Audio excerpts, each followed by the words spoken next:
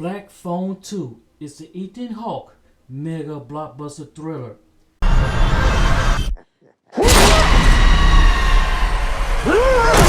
Where he showed the world that he's out for revenge just like Freddy Krueger. You killed me!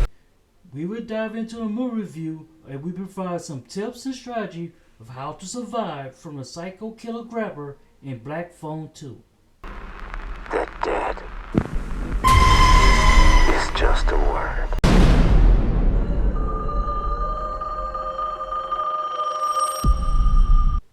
This movie starts off in the Rocky Mountain where this chick in a phone booth talking to someone about her dreams. She says something about an initial carved on ice, but then she freaks out and wanders off. Well, that scene was pointless. The next scene, Finney is at school beating up some dude senselessly for some reason I don't care about. If you beat down that kid, then I hope you do the same thing to the grabber. One of Finney's friends asks his sister Gwen out on a date to go to a Duran Duran concert, where she's sweet and she agrees. Finney is having visions about the grabber while he's smoking weed. Hey, smoke weed every day. That weed got him so high that he's seeing things. I see dead people. The next scene, Gwen is having one of her weird dreams that a kid getting carved up like a Thanksgiving turkey. And he wrote an initial underneath the frozen lake. Gwen then dream walks like in the Freddy Krueger movie, about to go outside until Finney stopped her. I had a bad dream.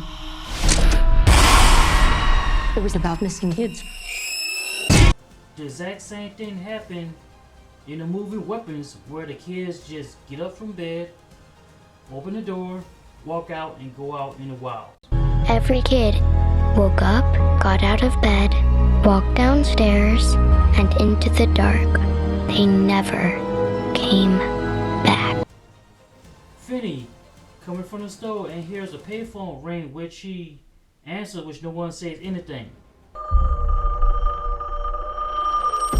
Meanwhile, Gwen is having another wild dream where another kid is sliced up and again writes an initial carved up underneath the frozen lake, which indicates a message.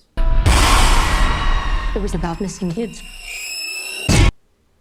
Gwen wakes up, but this time she sleepwalks outside and sees a pool of blood of a dead body and a bloody axe. Seconds later, Gwen hears a phone ring that it was that chick from the appointment scene earlier. The girl was telling Gwen about Alpine Lakes, where a random dude shows up, tells her that she's not supposed to be here. You're not supposed to be here. As a result, Finney wakes her up from sleepwalking again. I had a bad dream. We already know that. Gwen brings a brochure about Alpine Lake, talk about going there because of her wild dreams. About a real place. A youth camp. We have to go there. Gwen insists that they should go for the job to be a counselor. Few minutes later, the guy who asked out on a date just shows up, decides want to go with her to the trip to Alpine Lake, and eventually Finney decides to go to protect his sister, which is their biggest mistake.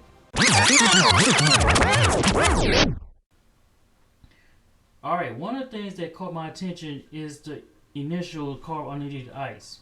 That plays a key role, and it could be someone, initials, password, or anything. If I were Gwen, I would do some research to find out about the initial. It could be a big clue to solve her dream problem. The phone that is constantly ringing, I have no idea why it rings whenever they randomly walk by, but it's weird. If I were Gwen or Finney, every time if I see that phone ring, I would just pass it up and ignore it. I had a bad dream. Those weird dreams Gwen is having is pretty twisted. She needs to tell someone about it because it seems like her brother or dad is not listening. If I were her, if I could get either them forced to listen to her or find someone else to listen to her dream that could help her out. I don't think it's a great idea to go to Alpine Lake, but I understand why. The best way to solve her Freddy Krueger dream problem is to go to the lake. Very risky, but would take some type of weapons on the way just in case she may have to fight something or someone. So Finney, Gwen, and her other friend arrives at the cabin where it's blizzarding cold and heavy snowstorm, and they're settling for the night. Gwen having another wild dream about the kid writing the initials underneath the frozen ice. I am pretty sure by now it's a message. Meanwhile, the phone rings again and Finney decides to answer it, and again, no one answers. When Finney storms on, the phone rings this time very violently, and this time it's the Grabber voice. Hello, Finney. Gwen sees the kid under the bed and she freaks out so bad that Finney comes to the rescue to save her. Reason. It was those kids of the dream probably sent her the message. Gwen claims that she needs Jesus to help her from her dream problem, but I seriously doubt Jesus will help her because her dream is too twisted and disturbing. The next day, Gwen and Finney argue about her dream and she showed up her dream scars. How can you get scarred from her dreams? I guess she got them from Freddy Krueger. This is God. This guy, who I guess is supposed to be a rebel or something, asking why they are here at the camp. Gwen explains that her mom used to work there as a counselor. Meanwhile, the phones ring again and Finney answers, and this time it was those dead kids who telling him they don't remember anything, they don't know where they at. They also tell him they're not supposed to be here. You're not supposed to be here.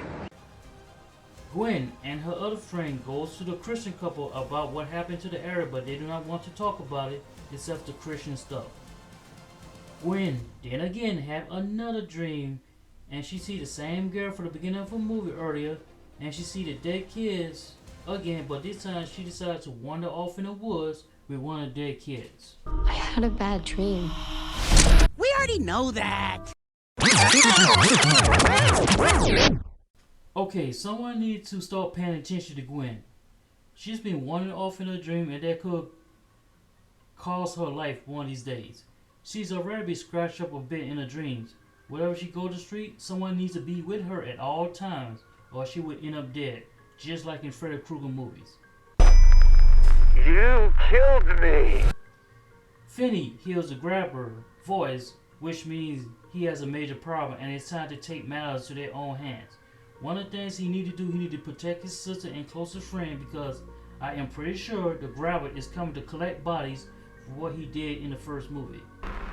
The dead is just a word. If I were Finney, I would need some type of weapon for self-defense. Since the Grabber can be killed like Freddy in the dream world, you have to go to the Grabber's dream world to take him out. Bring the fight to him. As far as the Christian couples and the other guy, they won't be much help right now, but there will be great help later on to help take down the Grabber. The more help you have, the better chance you will win the fight. The phone rings again, and this time it's the Grabber. Answer the phone, want to talk some smack. How the tables do turn. The Grabber is not happy about it and wants revenge. The Grabber warns him that fear is just a warm-up. Meanwhile, Gwen is in her dreams again and the Grabber shows up, tosses her around all over the room, trying to take her out.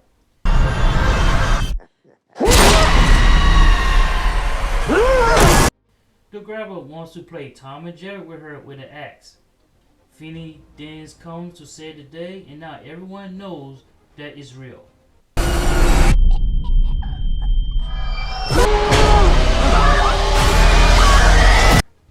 They are in a church, talk about Gwen's dream, and she give a detail each dream. This place. You brought us here for a reason. The guy tells the story of the kids has gone missing for a long time. The Grabber actually have a name, which is Wild Bill Hickok. Well, that name says it all. The initial under the frozen lake is the initial of his name. The guy is doing some research when the Grabber confronts him about you can't stop him, and inside cut all the lights to get his attention. Finney and the guy talk about Finney's fears. He's explained to him the best way to deal with your fears is to fight them head on. So they have an idea. They must do a shift switch that someone must watch Gwen every time when she go to sleep in her wild dreams. Gwen had another dream where a kid delivering paper on his bike when Wild Bill standing there holding a bunch of black balloons like a creep. Then she had another dream about the same chick which she dreamed from earlier sneaking to someone's house and sees a kid being held prisoner, but gets stupidly caught by the Grabber in a van. The twist is the Grabber wants to show Gwen how the girl unalived herself. Then the Grabber asks her a question: what will happen when you die in your dreams? Much like the Freddy Krueger movies. What do you think happens when you die in a dream? It's time to find out. Now, everyone knows the story of the Grabber, and he is the main problem. They have to find a solution to take him out once and for all. The plan is to find those 3 kids, which was unalive at the time, so they decrease the power of Grabber to beat him. It might be tough, but they have enough people to do it. This wild dream Gwen is having is out of control. She nearly got killed when trying to fight the Grabber.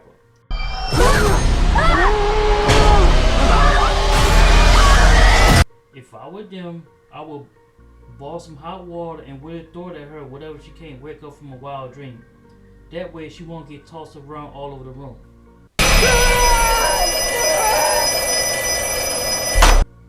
I do not understand the life of me as to why they are constantly answering the phone. That's exactly what the Grabbers want. It's a simple solution. Do not answer the phone. They are playing Russian roulette with their life if you continue picking up the phone. It's like playing Russian roulette. The Tom and Jerry chase begin as the Grabber wants to carve Gwen up like a Thanksgiving turkey. He attacks her, but she escapes into the lake where everyone looking for the kids' bodies under the lake. Once they found the first kid, the Grabber decided to submerge the man under ice, but Gwen got grabbed and got spent around like a top.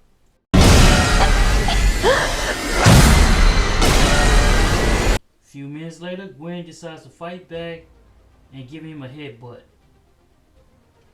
The next scene, Gwen and Finney's dad shows up and he wants to take them home, but Gwen wants to stay and be a hero and then cuss Finney out because he's being a punk and a sissy. Sissy. Gwen revealed the truth about what happened to the mom when her mom was on to the Grabber because he was up to some shady stuff. The next day, they decide to find the other 2 kids and they have no luck.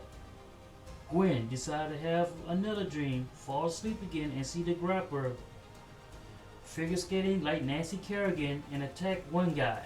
How the tables do turn. Next, he shows his face and then attack the Christian couple and then turn around finally attack Finney for revenge. How the tables do turn.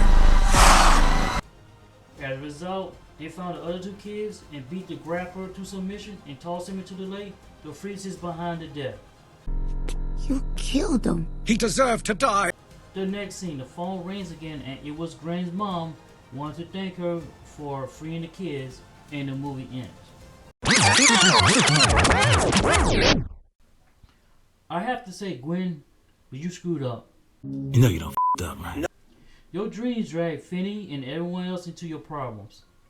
You had them travel to the heavy snowstorm because of your dreams. Your dreams caused you to get attacked, get chased, and have a fight with the Grabber and almost got yourself killed.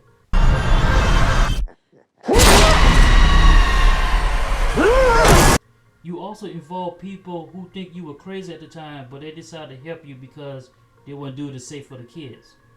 You continue to constantly fall asleep and go to the people attack on ice and almost got them killed. I can say this, you did play a key role in finding the kids and taking the Grabber out, and I will give you credit for that. No one got killed in the process, which is great, but I do have to blame you for getting people into your problems, and as a result, Gwen, you screwed up. You know you don't f***ed up, right? Black Phone 2. It's a pretty good movie, reminds me a lot of the Freddy Krueger movies, and the best way to survive Black Phone 2 is not to travel to Alpine Lake at all and move completely somewhere else. If you want to see more upcoming movie reviews, press the like, share, subscribe button, and we'll see you in the next movie review. What do you think happens when you die in a dream? It's time to find out.